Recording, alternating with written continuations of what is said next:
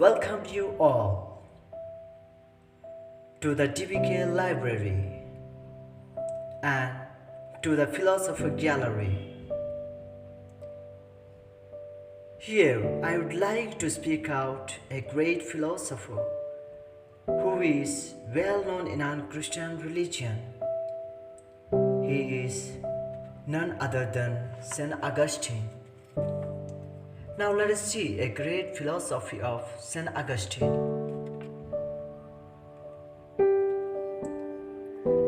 Here I would like to begin his quotation. There is no saint without a past, no sinner without a future.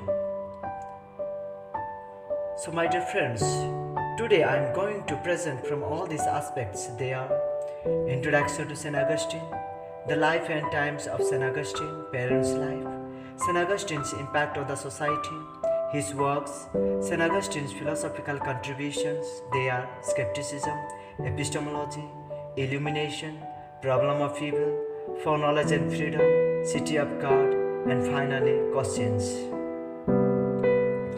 Now let us see introduction.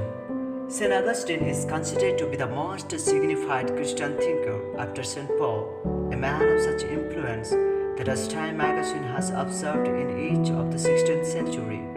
Since his conversion, he has continued to exert a major intellectual, spiritual, and cultural force. His life journey, although in the due course triumphant, mirrors that of many who stumble along life's way, hoping to find meaning to their existence.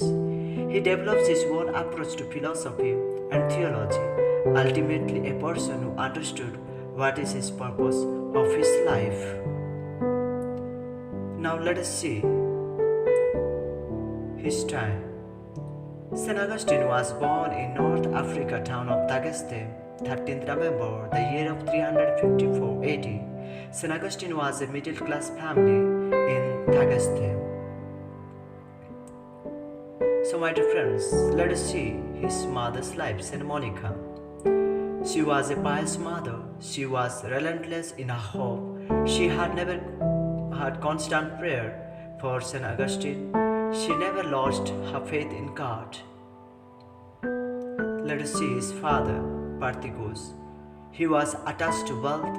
He was a lively and sensual person, and one who is easily become angry. He was entirely taken up with his daily concerns. He was hostile to the Christian church until end of his life. Thanks to effort of Saint Monica, Parthicus died baptized Christian. So my dear friends, now let us see Saint Augustine's conversion. Augustine as a young man was characterized by loose living and a search for answers to life's basic questions. St. Augustine heard the voice of the child singing a song, the words which were picked it up and read it, picked it up and read it. So, let us have a small glance about Augustine's philosophical impact on the society. In this historical context, we see that as St. Augustine is a philosopher, he built his argument against Greek philosophy in the Platonic tradition by Neoplatonists by Alexandria. He understood the Roman Empire to be the divinely ordained. He brings out the Roman citizen who went away from God. He understood about them, and also he says that Roman citizens should know about the Christianity and it has to be spread and safeguard.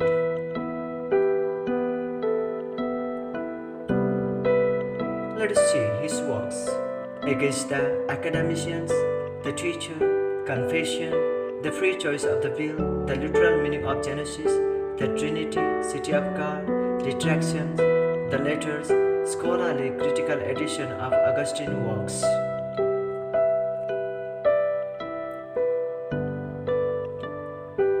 Let us have a small glance at Augustine's philosophical contribution. They are skepticism, epistemology, illuminations, philosophy of history, city of God, problem of evil, and for knowledge and freedom. Let us see his skepticism. According to skeptics, everything was a matter of doubt and asserted that we can know nothing for certain. Something can be known if and only if it can even seems to be false. It is not known to be true, then the skeptics have given us no adequate reason to become skeptics. Epistemology. According to St. Augustine, epistemology is largely Platonic. According to him, there are two distinct kinds of knowable objects: those things which the mind perceives by the bodily sense, those which it perceives by itself. He says that sense knowledge, though lower to the intellectual knowledge, is useful for our practical life. Now, my dear friends, let us see St. Augustine Illuminations. Our interior mental vision is analogous to our physical perception of the external world. Every human mind depends on God's light to see the truth. His method is from external to internal and from internal to transcendent. According to St. Augustine, faith and reason are not independent. Problem of evil. In Confessions, Augustine raises the problem of evil. The problem is how the statements God is all good and God is all powerful, and there can be consistence with there is evil. He says that a shadow is not substantial in itself but represents the absence of light, so evil is not part of the inventory of the universe. He reasons our fear of evil would itself be evil. If there is no evil, therefore there is evil, so there is evil. Now, my dear friends, let us have for knowledge and freedom. In this concept, St. Augustine says, if God foreknows all events, then all events happen according to a fixed. If all events happen according to a fixed, then nothing depends on us, and there is no such thing as free will. Augustine provides number of answers to reconcile this position. God did not create the world in time, but created the world and time together. All the moments of time are known to God as one eternal present moment. Our future life is present to God. And finally, let us see City of God. In this book, Augustine says that to earthly city there is self-love, there is pride, self-motive, jealousy, anger, and hatred. Because of these elements, the earthly city cannot understand God's love. In the earthly city, human beings struggle to love God because the struggle is inner and it is not practical or ritual. Rather, it is inner expression. They live by the flesh. Whereas heavenly city, there is love for only God. There is honor for God, justice, mercy, sharing and love. They live by the Spirit. Thank you for watching. By Kiran Sabhapati.